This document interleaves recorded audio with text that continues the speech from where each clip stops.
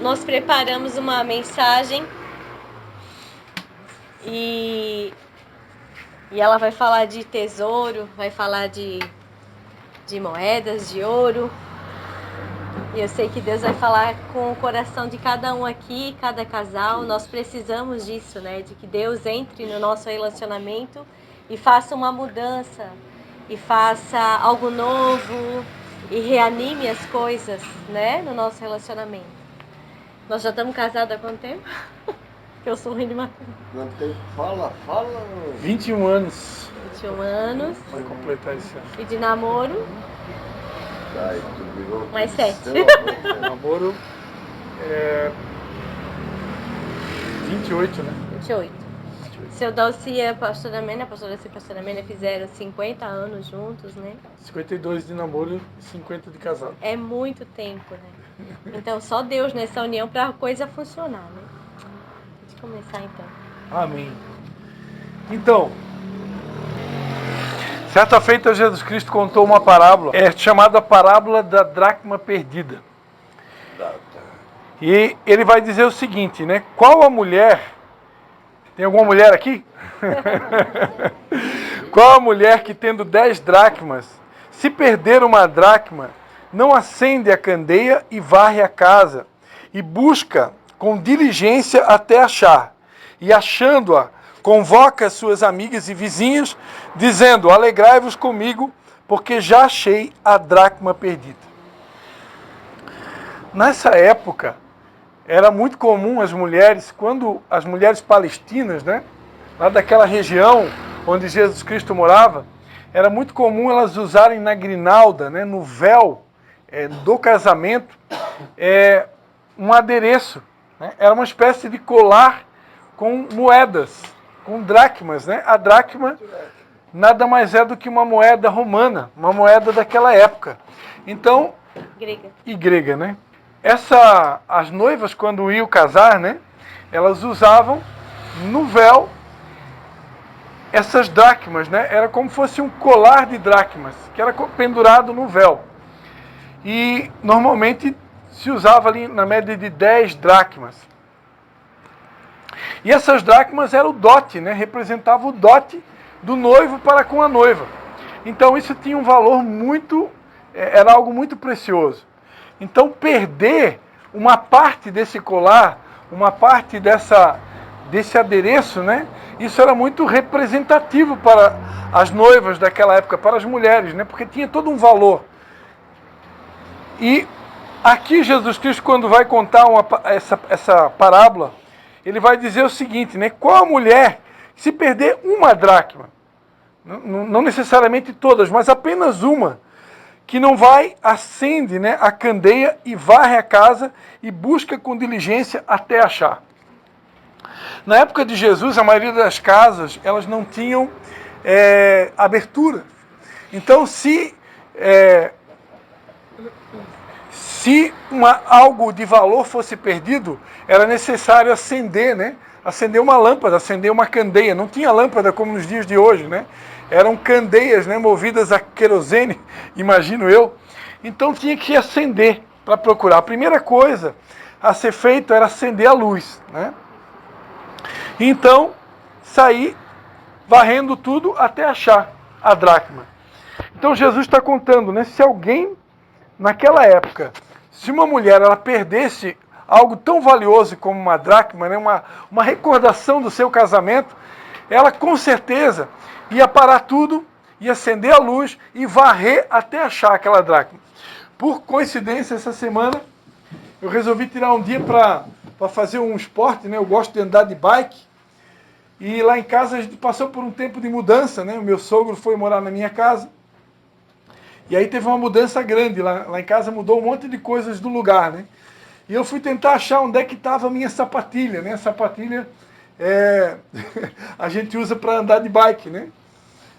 E eu procurei a casa toda, levei 1 hora para achar aquela sapatilha. Não tinha como pedalar sem a sapatilha. Esqueceu de me ligar? Podia ter ligado para ela, né? Porque o pedal que eu uso na minha bicicleta é um pedal especial. Sabe onde é que estava? Ela sabia onde é que estava. E eu resolvi procurar sem perguntar para ela, né? Então levei quase 1 hora para achar. Mas eu não desisti. Enquanto eu não achei a sapatilha, eu não desisti, né? Agora imagina, né, se fosse algo, uma recordação do casamento, né? Como essa dracma, né?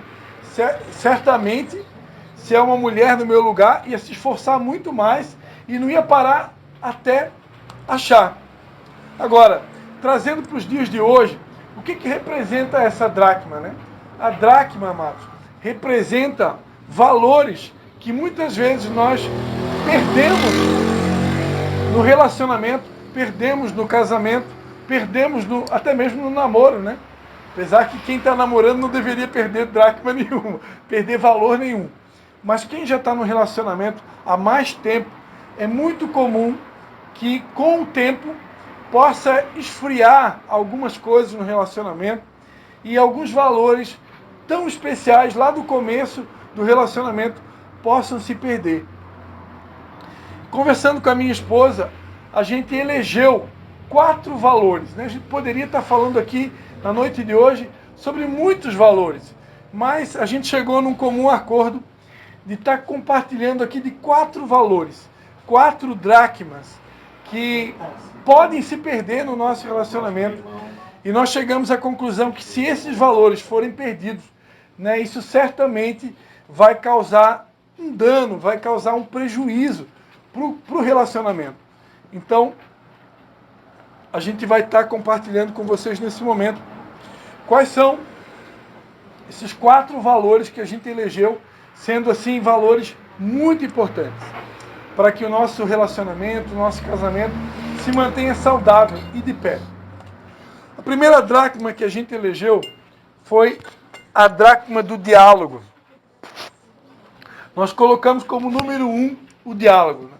Nós aprendemos há muito tempo atrás, né, eu e minha esposa, participando também de um evento parecido com esse, que quando entra o silêncio no relacionamento, quando não existe mais diálogo, né, quando falta a comunicação, isso indica que há um problema sério no relacionamento. Eu tive a oportunidade de participar de um evento, na verdade era um culto, né, onde um pastor que estava ministrando naquela ocasião, ele relatou para a gente que numa guerra, né, todo mundo aqui já está acompanhando essas guerras que estão acontecendo, né, lá em Israel, está acontecendo também a guerra entre Rússia e a Ucrânia, né? Numa guerra, uma das estratégias de guerra que é muito usada é minar o sistema de comunicação do exército oponente, né? Quando, numa guerra, um dos exércitos consegue destruir o sistema de comunicação do oponente, ele já está com quase 50% da guerra vencida.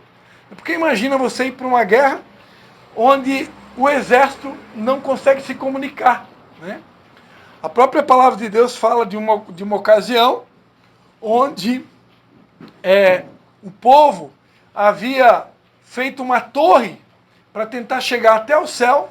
Deus não gostou daquela maneira que eles estavam tentando chegar até o céu, né, fazendo uma torre, e Deus então decide confundir a linguagem, a comunicação daquele povo. E quando Deus fez isso, aquele povo, a famosa Torre de Babel, né, aquele povo ficou completamente perdido. Então isso mostra, né, que a falta de comunicação, quando a comunicação ela é confusa, quando não há um diálogo saudável, quando falta o relacionamento, a comunhão, a comunicação, isso pode causar prejuízos terríveis para o casamento, né? Geralmente o homem não gosta de falar, né, nem de discutir relação, e já diz assim, não, deixa assim, deixa quieto, deixa pra lá, sempre empurrando com a barriga e deixando pra arrumar os problemas depois. Mas o homem que é inteligente, ele conversa. E quando ele conversa, ele se acerta. E ele conserta, né? Porque o relacionamento é um constante conserto. Não é mar de rosas a nossa vida. Nós somos diferentes, viemos de famílias diferentes e ainda pensamos diferente e ainda estamos mudando, né? Então precisa haver sempre esses ajustes. Como é que se faz ajuste? Conversando. Aí na reunião da empresa, o camarada fala, o camarada quer arrumar a empresa, quer que faz reunião com os funcionários. E dentro de casa, às vezes, não quer fazer a reunião, não quer fazer esse conserto. E o diálogo traz esse conserto. Então é uma dracma que a gente não pode deixar para lá. Tem que varrer a casa, pedir a luz que é Jesus, para iluminar a gente, para poder resgatar a conversa. Tem uma passagem, né, que diz que não se ponha o sol sobre a vossa ira, né? Isso. Então, na verdade, ninguém deveria deixar para amanhã o que se pode fazer hoje, né? A gente às vezes procrastina e vai deixando com que o relacionamento vire uma espécie de depósito de lixo, né? Quando a gente tem algo para falar para o nosso cônjuge e a gente não fala e fica com aquilo trancado na garganta e vai procrastinando, deixa para amanhã, deixa para depois da manhã. Claro que a Bíblia diz que há um tempo para todas as coisas, né? E se a gente pedir a Deus, Deus nos dá sabedoria para identificar o momento certo, a hora certa de conversar sobre alguns assuntos que precisam ser conversados. Só que eu não posso procrastinar uma vida inteira. Vai chegar um momento que eu vou precisar conversar sobre aquele assunto. Né? Para não deixar acumular. Porque se deixar acumular, isso pode virar um câncer, né, no relacionamento e às vezes não tem mais volta. Pode gerar uma briga, uma discussão e provocar a separação. Uma outra moedinha que a gente tem que resgatar, né?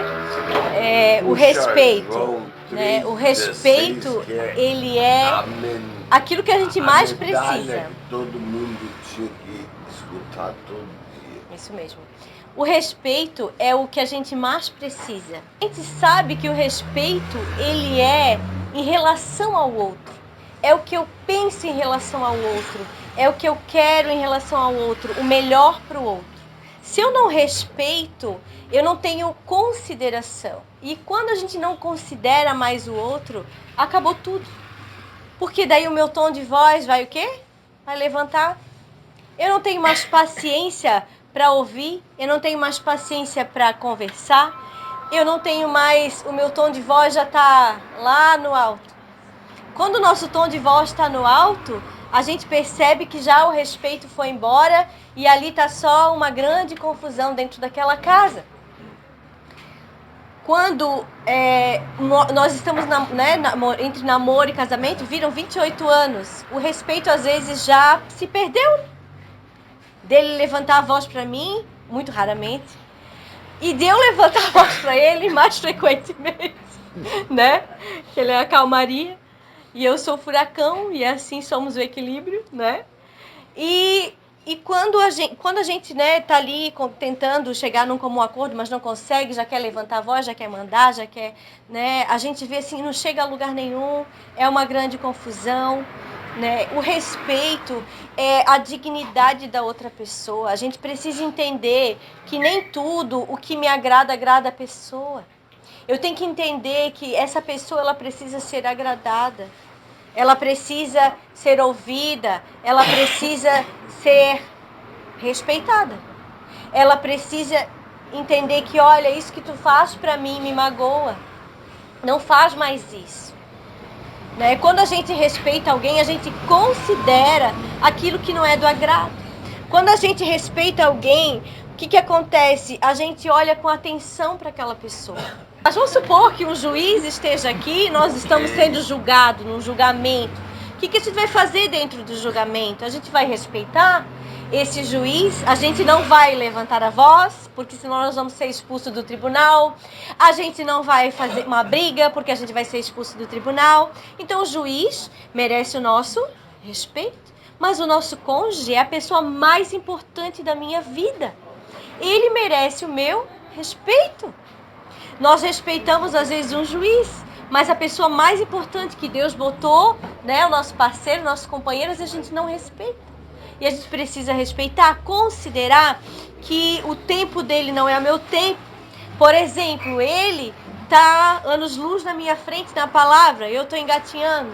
Então eu tenho que respeitar, ele tem que me respeitar que eu ainda estou engatinhando e que eu ainda vou chegar perto dele.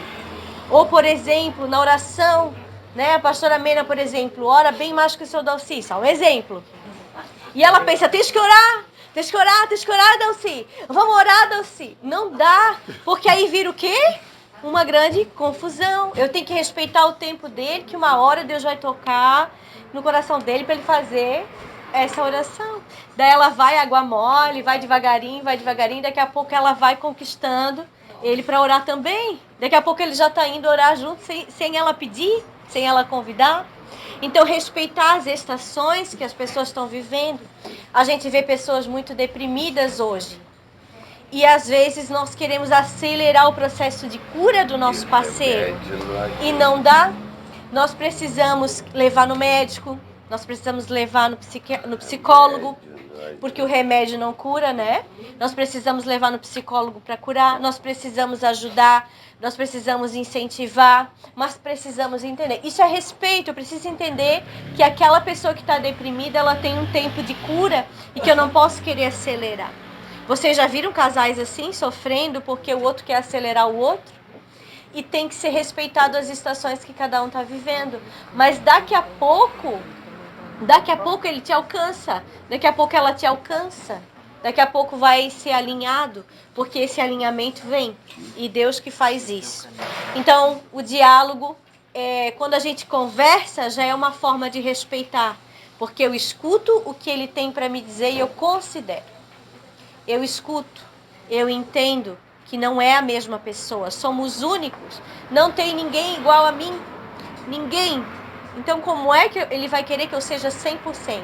Nós temos que ser parceiros, andar em harmonia, mas iguais nós não somos, né? Nós vamos se alinhando, se ajustando uns aos outros. Então, respeitar, como nós falamos, o diálogo é o mais importante, e depois o respeito, até para poder conversar eu preciso respeitar, considerar essa pessoa alguém importante. Continuar considerando, né? E o próximo é fidelidade. Nós elegemos a fidelidade porque nós entendemos que nenhum relacionamento subsiste se não houver fidelidade. Embora que eu conheço pessoas, vocês devem conhecer também, pessoas que já foram traídos, né, no relacionamento, e mais de uma vez. Eu conheço pessoas que já foram traídas várias vezes e conseguem sustentar um relacionamento. Mas isso é um entre, sei lá, centenas, milhares, porque ninguém consegue ficar do lado de alguém que não é fiel, né? Se eu desejei assumir um compromisso ao lado de alguém, se eu assumir um compromisso ao lado de alguém, eu preciso agora ser fiel a essa pessoa.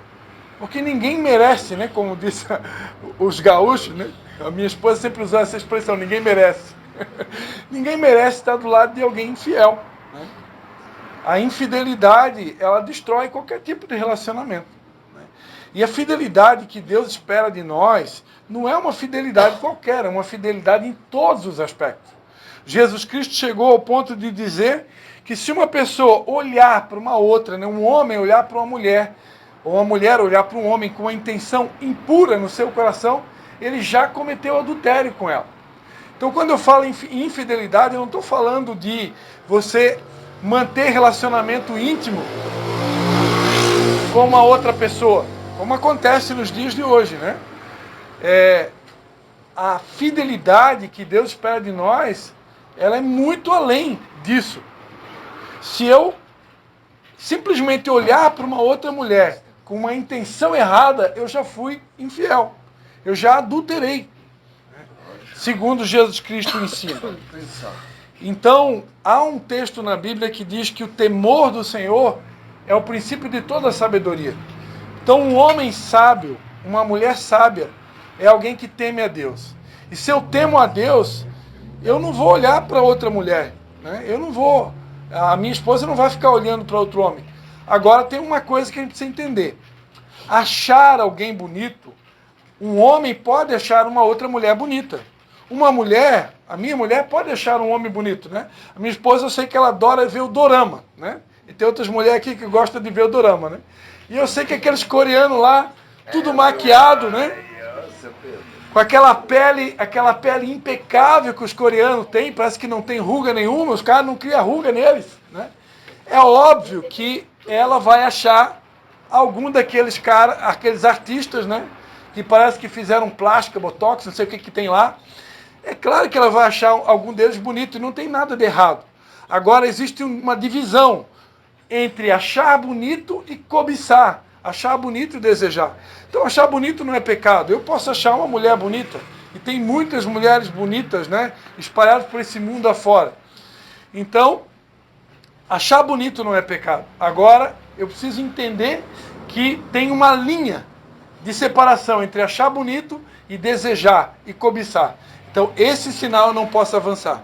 Porque se eu avançar esse sinal, eu posso já estar entrando no campo da infidelidade. E infidelidade é algo que não é aprovado por Deus. Amém? Quer complementar? Não é isso. E o último é o romantismo, né? A gente sabe que no relacionamento a paixão dura 2 anos. E o que faz o casal permanecer até o final é o amor. A gente fez um voto. Quem casou? 2 anos a paixão. Quantos anos? A paixão 2. Tu fala 2. Isso. E o amor permanece para sempre. Então, eu tenho uma aliança, quando eu caso, eu faço uma aliança, faço um voto. E esse voto eu tenho que cumprir. Né? Uma vez a gente passou por um momento de crise e eu saí do meu quarto e disse, não dá mais. E isso conhecendo a palavra de Deus, desde criança. Se não dá mais, agora deu e acabou. E eu saí do quarto e disse, eu vou me separar.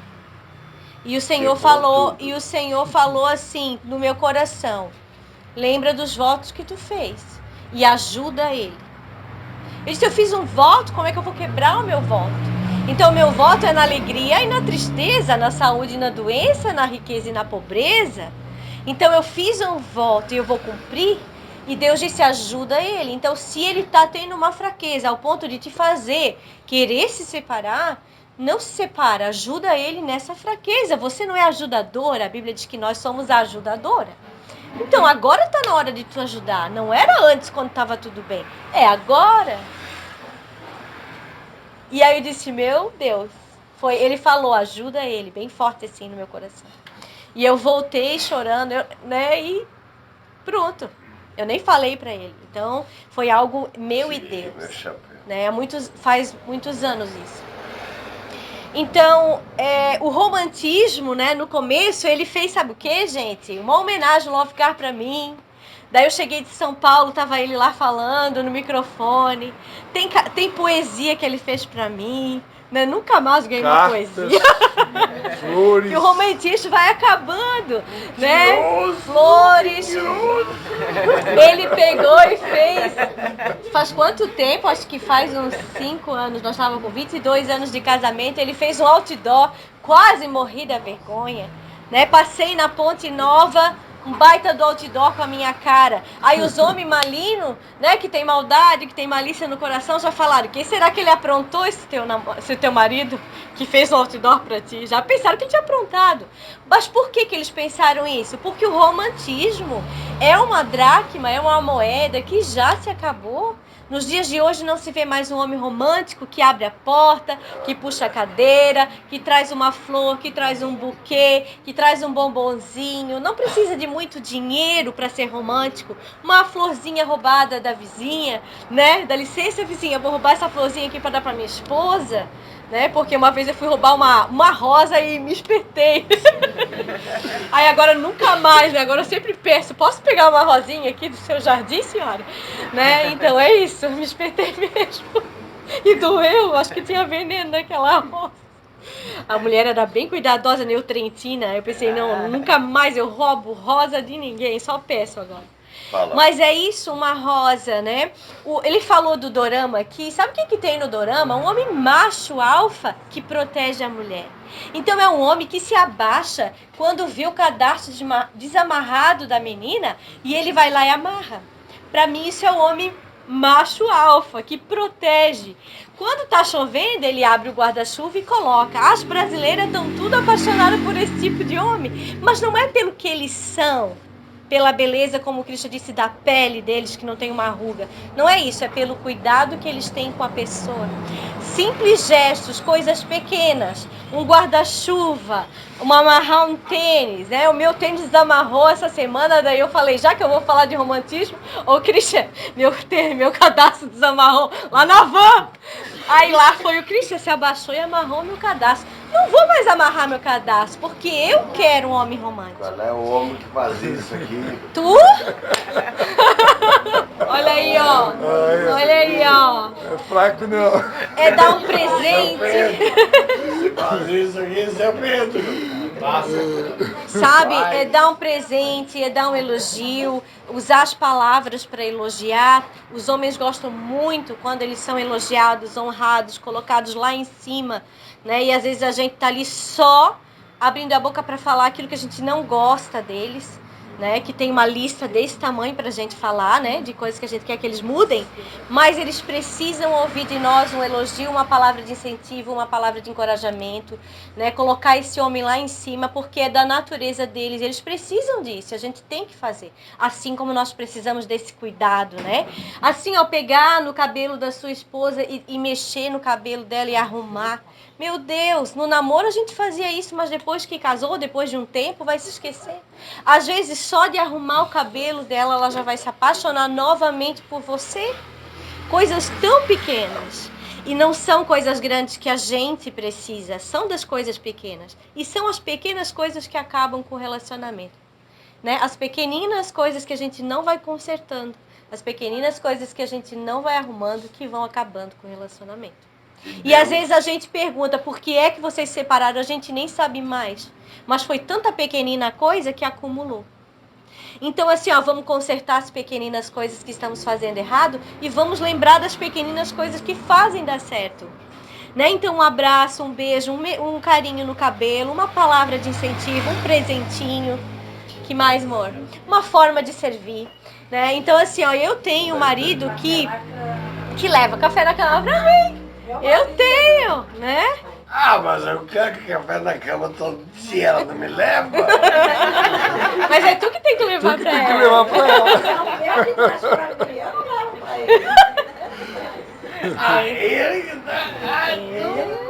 Esse daí é galo velho. 50 anos. É isso mesmo. E o Christian aprendeu direitinho, então eu tenho a bênção, né, dele ter aprendido com o pai dele, né, de levar o café na cama. Mas eu sei que ele também quer uma comidinha diferente, que ele quer que eu faça, que a gente pega muito marmita aqui do tio Nunes. Mas ele também quer que eu faça, né, que eu faça uma comidinha diferente. A minha filha cobra também, porque eu trabalho em Canelinha, então eu fico o tempo todo lá. Mas no domingo, né, quando eu consigo fazer, então eu faço para eles, né. Daí eles falam, meu Deus, se a mãe tivesse aqui todo dia para fazer uma comida. Então, às vezes, uma comida diferente que a gente faz já traz a mesa ela restaura muita coisa. Quando a gente senta à mesa e ali é o lugar de comunhão. Esses dias nós sentamos na mesa e começou, porque isso, porque aquilo, eu disse, não pode parar. A mesa é lugar de comunhão. Vamos restaurar isso que os nossos antigos antepassados ensinaram que é lugar sagrado. Não é lugar sagrado, tá? Mas é lugar de comunhão. Então é um lugar da gente não discutir nada, lugar de sentar e comer e falar das coisas boas. Depois a gente senta no sofá e discute o que tem que discutir. Então, essa dracma do romantismo, né, do tempo, de dedicar um tempo, olhar no olho de novo. Então vamos fazer uma experiência aqui rapidinho. Você vai olhar nos olhos da sua esposa, da sua namorada. Vai olhar nos olhos agora. Por 30 segundos, vamos lá. 1, 2, 3, começou. Nós estamos longe aqui. Então olha bem, fica perto. 30 segundos. Fica olhando nos olhos. Olha para mim. Olha para mim.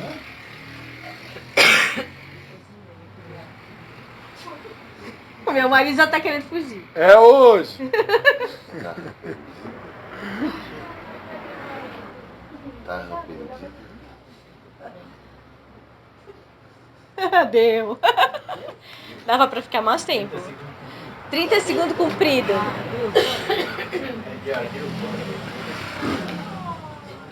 Então é um olhar no olho, né? São coisinhas que a gente pode resgatar, né? Quanto tempo não beija na boca, né? Tem casal aí antigo que não beija na boca. Ai, ai, como que não beija? É isso mesmo. É horrível, né? Então a gente precisa resgatar essas coisas. O romantismo também é importante. E não é porque o homem pensa que ser romântico é ser boiola, né? Mas não é. Ser romântico não é ser boiola, né? Ser romântico é demonstração de amor, é demonstração de carinho, é demonstração com atitudes, porque só palavras não resolvem. Precisa de atitudes também. Né? E não é muita coisa que a gente precisa. Um passeio de mão dada já restaura tanta coisa. Um passeio de mão dada olhando pro nada, né? Uma pescaria junto, eu não gosto, mas para quem gosta. Uma trilha junto, né? Peraí, deixa que eu vou na frente. O homem pega e diz assim, ó, dá a mão aqui que eu vou te tirar dessa pedra. Meu Deus, tu vai lucrar 3 semanas se tu fizer isso, né? Ela vai ficar a coisa mais linda de noite. Por quê? Porque ele deu a mão para ela não cair, gente. Isso daí não tem preço, né? A mulher, ela entende, eu estou sendo cuidada e protegida, eu quero. Quer falar alguma coisa da parte masculina?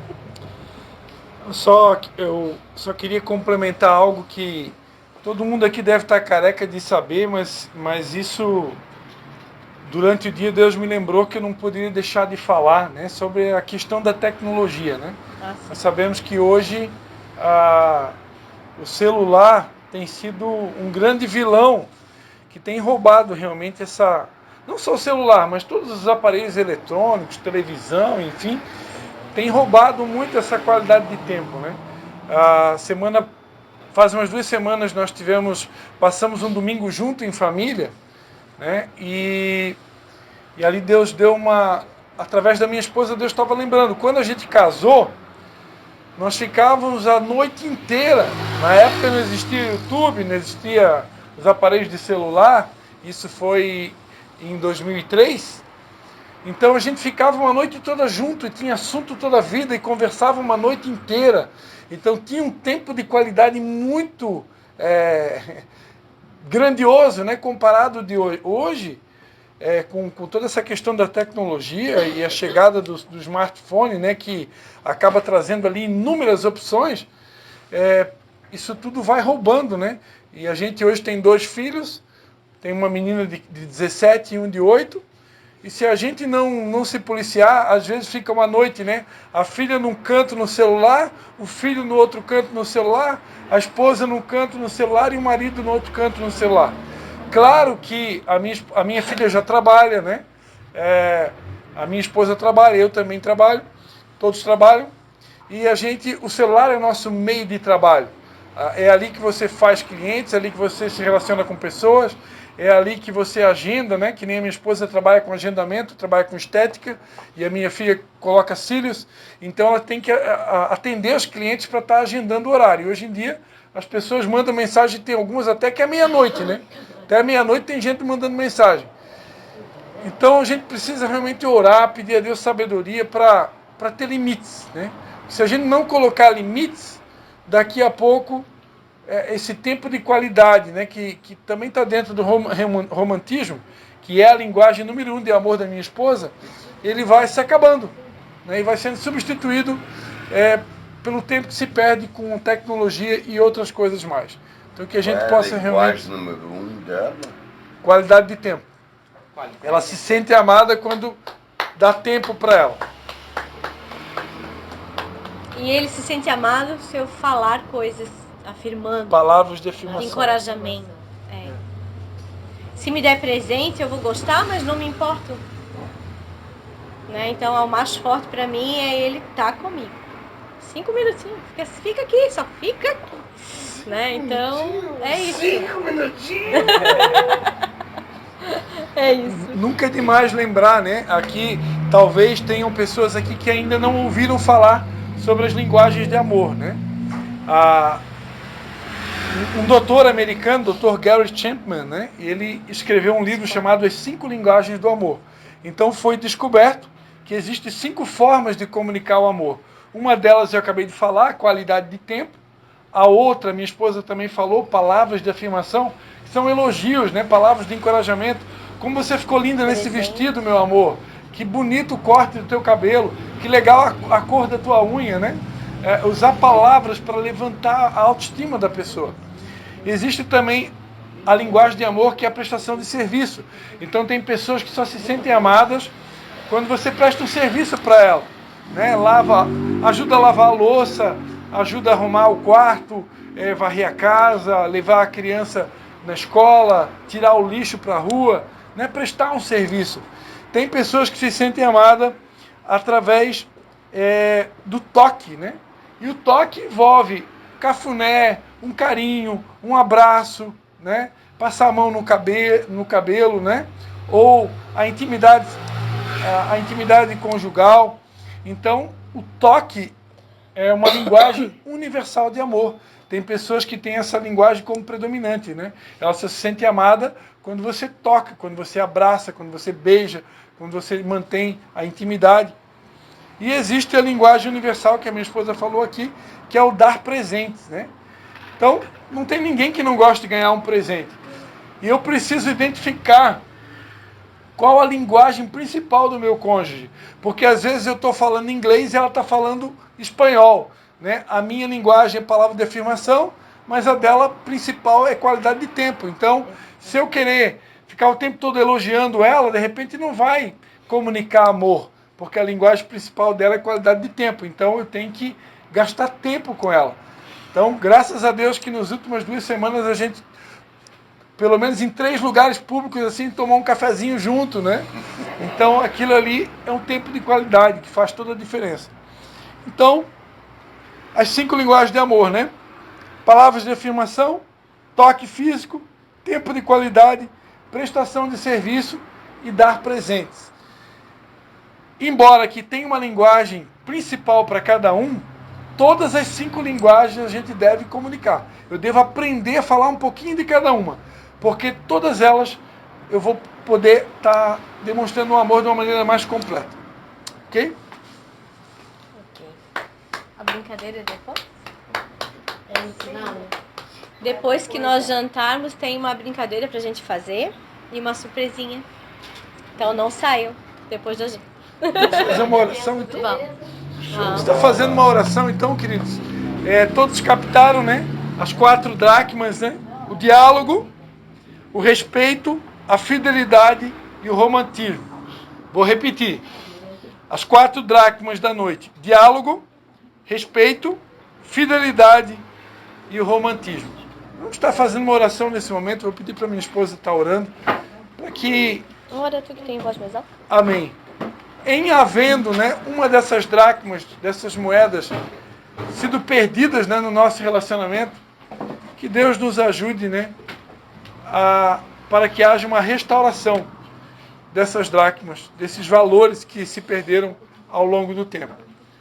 E se alguém aqui, graças a Deus, não perdeu nenhum deles, primeiro os nossos parabéns, né, e que essa chama possa ser, no relacionamento, possa ser ainda mais acesa, para que nenhum desses valores venha se perder ao longo do tempo. Amém? Amém. Pai, em nome de Jesus, nós queremos nos humilhar debaixo da tua potente mão nessa noite e te pedir, Pai, tu que és um Deus de amor, um Deus de graça, de misericórdia, te pedir por todos esses casais que aqui estão, para aqueles que vão ouvir essa mensagem através dessa gravação, te pedir, Pai, que em havendo sido perdida alguma dessas dracmas, algum desses valores, que o Senhor, com teu poder sobrenatural, venha intervir nos nossos relacionamentos, trazendo cura, trazendo restauração, trazendo uma restituição desses valores que foram perdidos, Pai, para que o nosso relacionamento não venha se esfriar, pelo contrário, a chama do primeiro amor possa ser acesa de uma maneira tão intensa, Pai, que venha se cumprir aquilo que o Senhor Jesus Cristo declarou e ensinou nas bodas de Caná da Galileia, que contigo, Senhor, o vinho novo é servido no final, contigo o melhor fica para o final. Nós cremos, Pai, que o Senhor pode fazer com que os nossos relacionamentos fiquem muito melhor do que era no começo. Porque assim acontece quando o Senhor faz parte do nosso relacionamento. Em nome de Jesus, entra na nossa história e muda todas as coisas. Transforma todas as coisas. Restaura todas as coisas. E devolve esses valores perdidos. É o que nós te pedimos em nome de Jesus. Amém. Amém.